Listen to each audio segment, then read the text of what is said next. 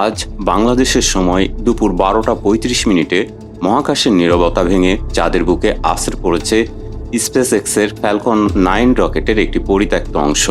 প্রায় 5400 মাইল প্রতি ঘন্টা বেগে এই সংঘর্ষটি চাঁদের আইনস্টাইন ও বেল ক্রেটারের কাছে ঘটে। যদিও এটি কোনো পরিকল্পিত ঘটনা ছিল না, তবুও বিজ্ঞানী ও শৌখিন জ্যোতির্বিজ্ঞানীরা এই বিরল মুহূর্তটি কাজে লাগাতে মরিয়া ছিলেন। 2025 সালের জানুয়ারিতে ফ্যালকন 9 রকেটটি চাঁদে দুটি বেসরকারি ল্যান্ডার বহন করে উৎক্ষেপণ করা হয়েছিল। উৎক্ষেপণের পর রকেটের আপার স্টেজ মহাশূন্যে পরিত্যক্ত হয়।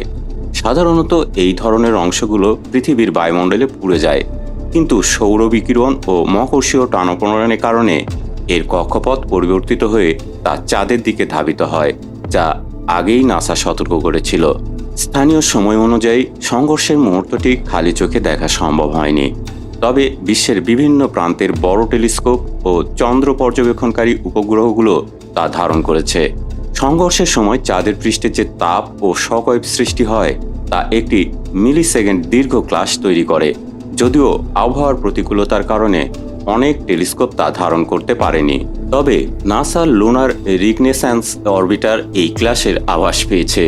ফ্যালকন 9 রকেটের পরিত্যক্ত এই অংশটির ওজন ছিল প্রায় 4 টন, যা আজ চাঁদের উপর আছড়ে পড়ে, এবং প্রায় 10 লাখ কিলোগ্রাম চন্দ্রমৃত্তিকা ও পাথরের টুকরো উপরের দিকে ছিটকে পড়ার কথা, যা 15 থেকে 20 মিনিট পর্যন্ত টেলিস্কোপে দৃশ্যমান থাকতে পারে।